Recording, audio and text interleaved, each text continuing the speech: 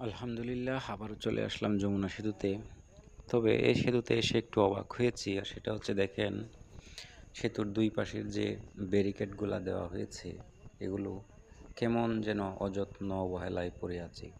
এত হাজার কোটি টাকার একটা সম্পদ এভাবে আসলে অযত্ন অবহেলায় নষ্ট হয়ে গেলে খুব কষ্ট লাগে। পদ্মা সেতু হওয়ার আগে এই যমুনা সেতুই ছিল বাংলাদেশের সবচেয়ে দীর্ঘতম সেতু, যার দৈর্ঘ্য প্রায় 5 কিলোমিটার।